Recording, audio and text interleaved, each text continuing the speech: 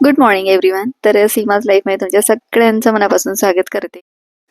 आज की नाही मला राजला टिफिनला मेथी द्यायची होती आणि त्यामुळे मी आदल्याच दिवशी तिला निवडून ठेवली होती आणि मला छान अशी स्वस्त सुद्धा मिळाली होती बरं का. मेथी आणि कोथिंबीर सोबतच आणली होती, तर मला 20 रुपयाला जोडी मिळाली होती, खूप मोठी. आणि म्हटलं चला आज की नाही भाजीच देऊया, म्हटलं कुठला पराठा वगैरे मला द्यायचा नव्हता. आणि कसं आहे की मेथीची भाजी न लागलीच खराब होते, म्हणून मी अर्धा पराठे करणार होते आणि अर्धी भाजी करून टाकणार होते. म्हटलं बघूया आता कसं करायचं ते. आणि मेथी पण भरपूर प्रमाणात अशी आपल्यासाठी म्हणजे गुणकारी असते बरं का. तर मेथीमध्ये ना भरपूर प्रमाणात फायबर असते, त्यामुळे की नाही आपली पाचन क्रिया सुधारते आणि ब्लडमध्ये जे शुगर असतं ना ते सुद्धा त्याचा स्तर सुद्धा नॉर्मल ठेवते मेथी खाल्ल्यामुळे. त्यानंतर मेथी खाल्ली ना तर कोलेस्ट्रॉल आपलं कंट्रोलमध्ये राहते आणि पाचन क्रिया सुद्धा सुधारते. तर अशी ही गुणकारी मेथी आज ना मस्त अशी कांदा टोमॅटो लावून मी करणार आहे. तर बऱ्याच वेळा मी रेसिपी दाखवलेली आहे, तर आज काही एवढे डिटेल शेअर करत नाही. आपली हिरवी मिरची, त्यानंतर जिरे मोहरीची फोडणी, हळद आणि त्यामध्ये चवीनुसार मीठ घालायचंय. टोमॅटो पण घातलाय मी आज. शक्यतो मी टोमॅटो घालत नाही, पण आज घातला. आणि चवीनुसार मीठ घालायचंय. अगदी थोडंसं पाणी घालायचं आणि छान तिला वाफवून घ्यायची आहे. 10 मिनिटात अगदी मेथी मस्त रेडी होऊन जाते आपली. आणि मी थोडीशीच केली होती, अगदी राज आणि माझ्यासाठीच, कारण हे दोघं वापले का काही मेथी खात नाही. दीदी आणि अहो दोघं जण खातच नाही अजिबात मेथी, तर मी आणि राज खाते, त्यामुळे आमच्या दोघांसाठी होईल म्हटलं. तर इकडे आता कणिक पण करून घेतलं, म्हटलं भिजेल ते छान.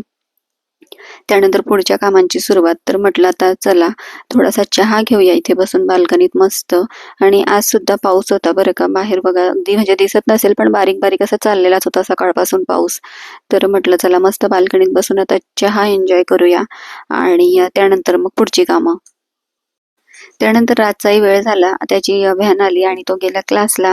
आणि आज की नाही श्रावण महिन्यातला पहिला दिवस आहे, तर म्हटलं चला पटकन फ्रेश होऊन जाऊया. आणि त्यानंतर मग पूजा वगैरे पण आवरायची आपल्याला. दिवे आपण आदल्या दिवशी जे दीपपूजन केलं होतं ना, तर तेच मला आवरायचं होतं. आणि इकडे मस्त शिवभजन लावलं सकाळी सकाळी.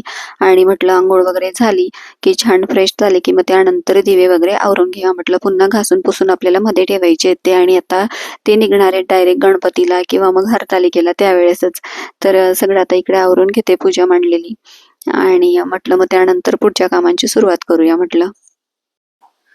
आता ही पूजा वगैरे उचलून घेते. आणि ही जी फुलं आहेत ना, झेंडूची फुलं किंवा मग शेवंतीची जी आणली होती, त्यामध्ये जी काही फुलं मी आणत असते ना बाहेरून, ती सगळी फुलं मी जमा करून ठेवत असते. आणि ती सुकली की मग त्याचं छान असं धूप बनवता येतं आपल्याला. तर मागच्या वेळेस एका व्हिडिओत मी दाखवलंय की धूप वगैरे कसं तयार करायचं. तुम्ही तो व्हिडिओ बघितला नसेल ना, तर नक्की जाऊन बघा, आवडेल तुम्हाला. घरच्या घरी अगदी सुगंधित आणि काही जास्त आपल्याला त्यासाठी खर्चही लागत नाही. घरात ज्या वस्तू आहेत ना त्यापासूनच आपण करू शकतो. तर ते मी करून घेत असते आणि त्यासाठीच मी फुलं वगैरे ते जमा करून ठेवत असते. तर हे आसन सुद्धा मीच शिवून घेतलंय. तुम्हाला मागच्या व्हिडिओत सुद्धा सांगितलं, बघायचं असेल तर त्याचाही डिटेल व्हिडिओ टाकलेला आहे मी चॅनलवर, बघू शकता. त्यानंतर इकडे आता सगळं आवरून घेतलं आणि मी ना चौरंगच काढणार होते, पण चौरंगावर सगळे काही मावले नसते, म्हणून म्हटलं चला पाटच काढूया. आणि आता पाट पण वरती ठेवायला लागणार आहे. सगळं आवरून घेते, पुन्हा समया वगैरे घासून वगैरे मध्ये ठेवून द्यायला लागणार आहेत. तर इकडे माझं तेच चाललं होतं आवरावर. त्यानंतर दीदीचं पण आता कॉलेजची वेळ होत आली होती आणि तिच्यासाठी पण मला पुलाव वगैरे करून घ्यायचा होता. मग तो पण एका बाजूला लावून दिला कुकरमध्ये हे आवरून झाल्यानंतर. आणि एका बाजूला आता पोळ्या वगैरे करायला घेतल्या. आणि ह्यांचा पण टिफिनची तयारी चाललेली होती, तर म्हटलं चला त्यांच्यासाठी ना मी आज मटकीची उसळच केलेली होती. आणि बऱ्याच वेळा मी मटकीच्या उसळचा व्हिडिओ टाकलेला आहे, पूर्ण रेसिपी टाकलेली आहे. तर तुम्हाला बघायची असेल तर तुम्ही चॅनलवर जाऊन बघू शकतात. बऱ्याच व्हिडिओमध्ये मी डिटेल व्हिडिओ सांगितलेला आहे. तर इकडे आता सकाळी सकाळी सगळी गडबड चालली होती स्वयंपाकाची आणि सगळं आवरून घेतलं. त्यानंतर किचन कटा वगैरे सगळं क्लीन केलं. आणि दुपारी की नाही मला मस्त असा बटवा शिवायचा होता आणि त्यासाठीच माझं चाललं होतं इकडे की सगळं साहित्य वगैरे बऱ्याच दिवस झाले आणून ठेवलं होतं मी. आणि म्हटलं चला आता ही जी पिशवी नाही, यामध्येच आपल्याला सगळं साहित्य मिळालेलं आहे, म्हणजे आपण विकत आणलंय. तर म्हटलं चला याच पिशवीचा काहीतरी वापर करूया आणि त्यापासूनच मस्त बटवा करून घेऊया म्हटलं. तर गोल्डन कलरचा बटवा मला बनवायचा आहे. आणि एका व्हिडिओमध्ये बघा मी मणी ओवून घेतले होते, तर ते यासाठीच केलेले आहे की बटव्याचं ते ना मी त्यासाठी नॉट करणार आहे बटव्याची. त्यासाठीच बघा ही माळा पण ओवून घेतली होती. एका व्हिडिओत दाखवलं होतं मी 1-2 दिवसापूर्वी जो व्हिडिओ टाकला होता त्यासाठी, त्यामध्ये. तर इकडे की नाही आता हे कापड आणलं होतं मी आणि अर्धा मीटर कापड आणलेलं आहे. तरी ते मोठंच आहे, पण मी थोडंसं एक्स्ट्राच घेऊन आले होते अर्धा मीटर गोल्डन कलरचा. आणि यापासूनच आपण बटवा बनवणार आहे. तर बघूया आता कसा होतो. तर म्हटलं कटिंग करून घेऊया. आणि हे जे आहे ना पिशवी, तर त्यालाच आपण असं थोडासा थिकनेस यायला पाहिजे बटव्याला खालच्या बाजूला. जो काही बेस असतो ना बटव्याचा, तर त्याला थोडासा थिकनेस यायला पाहिजे, म्हणून मग त्याला मी कट करून घेणार आहे राऊंड शेपमध्ये. आणि हे की नाही, ह्या पिशव्या ज्या असतात ना, त्या अगदी म्हणजे कॅनव्हासचंच काम करतात. तर त्यामुळे मी त्या वापरून घेत असते. अशाही त्या पिशव्या फेकल्या जातात किंवा कुठल्याही कामाच्या नसतात. खूप जास्त जड वस्तू त्यामध्ये काही राहत नाही. तर म्हटलं चला याचा काहीतरी वापर करून मस्त आपण बटवा बनवून घेऊया म्हटलं. तर या ठिकाणी आता राऊंड शेपमध्ये मी आखून घेते आधी आणि त्यानंतर कट करून घेणार आहे.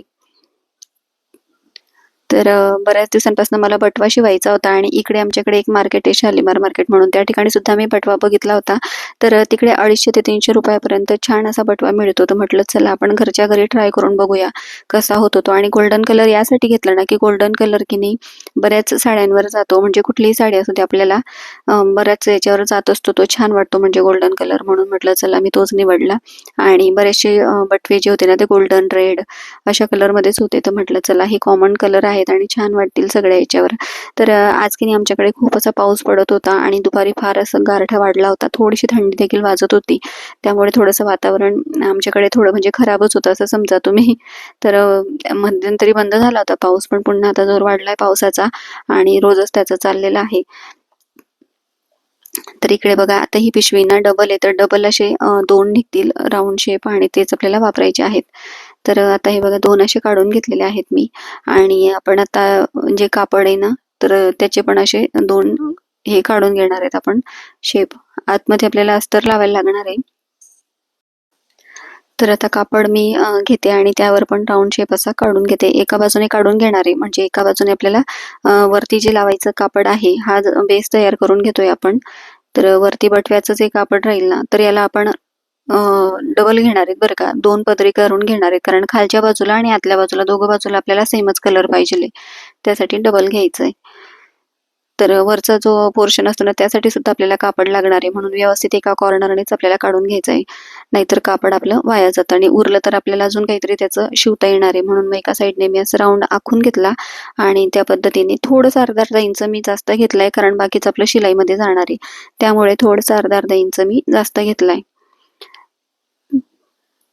तर बघूया आता, म्हटलं मी पण फर्स्ट टाईमच ट्राय करत होते. तर या ठिकाणी आता लांबी घेतली आहे अशी, म्हणजे रुंदी 20 इंच आणि लांबी घेतली आहे 10 इंच आणि म्हणजे अर्धा-अर्धा इंच जास्त घेतलंय मी. तर या ठिकाणी आता ते वरचं कापड सुद्धा मी कट करून घेते. आणि असं काही करायला घेतलं ना मी, तर कंटिन्यू असं होणार आहे असं होतच नाही. कुठलं प्रत्येक काम थोडं-थोडं करून मला ठेवावं लागतं बाजूला आणि 1 ते 2 दिवसानंतरच ते पूर्ण होत असतं. तर आता हे कटिंग करत होते आणि त्यानंतरच मग दुसरं काम मला आठवलं आणि ते करण्यासाठी मग मी गेले किचनमध्ये आणि त्यातच बराच वेळ गेला माझा. तर आजचं हे शिवणाचं राहूनच गेलं आणि बराच उशीर पण झालेला होता. तर म्हटलं ठीक आहे आता कटिंग वगैरे करून ठेवून देऊया म्हटलं आपण सगळं व्यवस्थित आणि मग उद्या वगैरे शिवता येईल म्हटलं. आता बघूया उद्या पण सॅटर्डे नंतर संडे, मग हे सगळे घरी असतात तेव्हा तर अजिबातच जमत नाही माझं. आणि हे होतं म्हणजे वेळ होऊन जातो सगळ्याच कामांना, त्यानंतर बाकीचे इतर कामं मग बाहेरची असं. त्यामुळे तर बघूया म्हटलं पुढच्या व्हिडिओ तुम्हाला नक्की दाखवेल आणि आजचा ब्लॉग कसा वाटला नक्की सांगा.